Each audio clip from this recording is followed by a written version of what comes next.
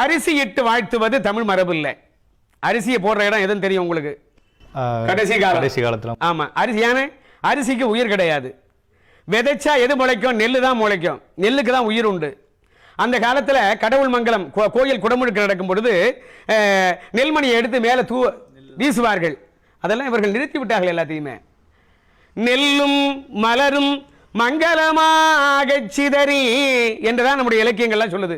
திருமணம் முடிஞ்சு அவங்கெல்லாம் அரிசியை கொடுத்து இப்படி அடிக்கிறது, ஓங்கி வீசுறது, அது வாழ்த்து இல்லை.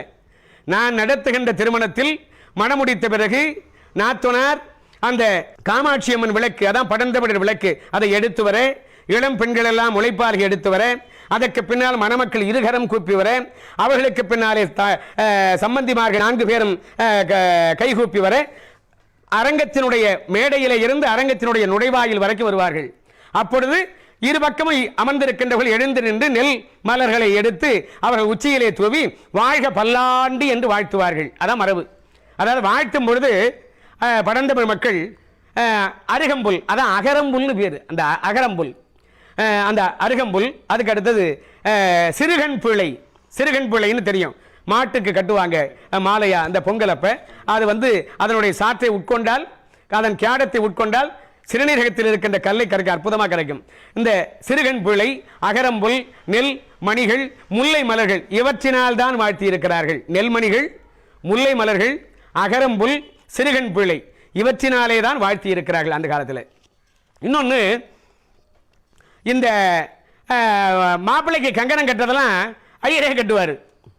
ஆனால் பழந்தமிழ் மரபு என்னன்னா, உறவு முறை தொடர வேண்டும் என்பதற்காக மாமி இருக்க தாய்மாமன் கங்கணம், மாப்பிள்ளைக்கு பொண்ணுக்கு தாய்மாமன் கட்டுறதா மரபு. அதைத்தான் நான் செய்வேன் தமிழ் திருமணத்தில். அங்கேயும் யாகசாலை நடத்துறாங்களே, அது எப்படி? அங்கேயும் வேள்வி உண்டு, வேள்வி உண்டு. அந்த வேள்வியும் தமிழில் சிவபுராணம் தான் சொல்லுவார்கள். இதில் இன்னொன்று என்னன்னா, தாரை வார்க்கிறது. அதை விட ஒரு பெரிய கொடுமை எதுவுமே இல்லை. தாரை வார்த்தல் ஒரு மங்களமே இல்லை, அது அமங்கலம். காரியத்தை கை கழுவியாச்சா அப்படிம்பாங்க, படிக்காதவர்கள் என்ன தனி தெளிச்சு விட்டாச்சா அப்படிம்பாங்க. அது அமங்கலம், அது அவர்கள் வழக்கு. அதை கொண்டாந்து இங்கே பண்ணி இதை பண்ணிக்கிட்டு இருக்க மக்கள்லாம் மேடையில் பொண்ணை கை கழுவிட்டு இருக்காங்க. அது இல்லை. நீங்கள் படந்தமிழ் மக்கள்லாம் சிற்றூரில் சொல்லுவாங்க இல்லையா, என் ஆயுசுக்குள்ளே என் பொண்ணை ஒரு புள்ள கையில் பிடிச்சி கொடுத்துட்டா போதும்பாங்க. அந்த கையிலே பிடித்து கொடுப்பது தான் பழந்தமிழ் மரபு. கையடை, ஓம்படை என்றெல்லாம் பொருள். ஓம்படை தான் உப்படைன்னு பின்னால் மாறும். ஒரு தட்டு, அதில் நெல் மலர்கள், மஞ்சள் பூசிய தேங்காய், உதிரி மலர்கள், இவற்றோடு அந்த நெல்மணி மலரோடு மணப்பெண் அந்த தேங்காயை எடுத்துக்கொள்ள மணமகளுடைய பெற்றோர்கள் பெண்ணின் கையை பிடித்து மாப்பிள்ளையின் கையிலே கொடுப்பார்கள். அப்பொழுது ஓதப்பெறுகின்ற நாங்கள் என்ன மந்திரம்? 6000 ஆண்டுகளுக்கு உட்பட்ட தொல்காப்பியம்.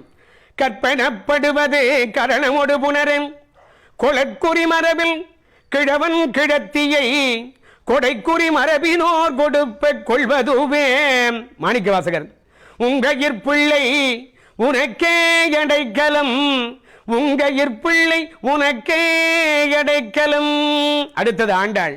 மத்தளம் கொட்ட வரிசங்கம் நின்றூதன் முத்துடை தாமும் நிழற்பந்தற்கு மைத்துனன் நம்பி மதுசூதனன் வந்தன்னை கைத்தலம் பற்ற கணா கண்டேன் தோழி நான் என்று பாடி முடிக்க கெட்டிமேள இசைக்கணும். அவர்கள் இந்த கையடை என்று சொல்லுவதை நாங்கள் நிகழ்த்துவோம். இதான் பழந்தமிழ் வழக்கார், கையில் பிடிச்சி கொடுக்கறது தான் வழக்காரு. இன்னொரு பெரிய கொடுமை என்னன்னா, அம்மி குழவி, அம்மியை மிதிக்க சொல்றது. அம்மிகளை வீட்டில் உட்கார சொல்லுவாங்களா, அடிப்பாங்க. குழவியில கால் பட்டுதுன்னு பிச்சு போடுவாங்க, பிச்சு. ஆமா, அது அபத்தாம்படிய. அது அம்மி இல்ல, அம்மை, தாய். குழவின்னா குழந்தை, தாயும் குழந்தையும். அது புனிதமான வழிபாடு செய்வது. இன்னும் பார்த்தீங்கன்னா கோவையில், கேரள பகுதியில் நம்ம பண்பாடெல்லாம் இருக்காங்க. பார்த்தீங்கன்னா வீடுகளில் தீபாவளி, பொங்கல், எந்த மங்கள நிகழ்வாக இருந்தாலும் சரிதான், சில நாட்களில் அம்மி குழவையை கூடத்தில் வச்சு அதற்கு மஞ்சள் குங்குமம் வச்சு மலர் சாத்தி அலங்காரம் பண்ணி படையில் இட்டிருப்பார்கள்.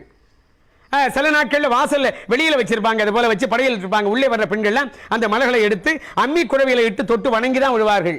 அம்மி குழவி பழந்தமிழ் மக்களுடைய வழிபாட்டு குறியீடு. அதை காலால் மிதிக்க வைத்தது ஆரிய செடி என்பதை நாம் உணர்ந்து கொள்ள வேண்டும். அதுதான் நாங்கள் செய்வோம். மணமக்கள் அந்த அம்மி குழவிக்கு, அம்மை குழவிக்கு வழிபாடு ஏற்றுவார்கள். அந்த மிஞ்சி போடுவதை ஒரு மனைப்பலகையில் காலை வைக்க சொல்லி போட சொல்லுவதுதான் அந்த வழக்காது. முதல்ல திருவிளக்கு வழிபாடு, பிறகு முளைப்பாளிகை வழிபாடு. முளைப்பாளிகை வழிபாடு ஏன்? உலகத்தில் வேளாண்மையை கற்றுத்தந்தவர்கள் தமிழர்கள் எந்த நிகழ்வை செய்வதாக இருந்தாலும் முளைப்பாலிக வழிபாடு செய்தார்கள்.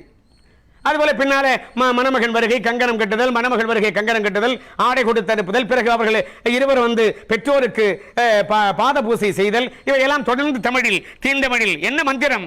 அன்னையும் பிதாவும் முன்னறி தெய்வம், தாயிற் சிறந்த கோயிலும் இல்லை, தந்தை சொல் மிக்க மந்திரம் இல்லை.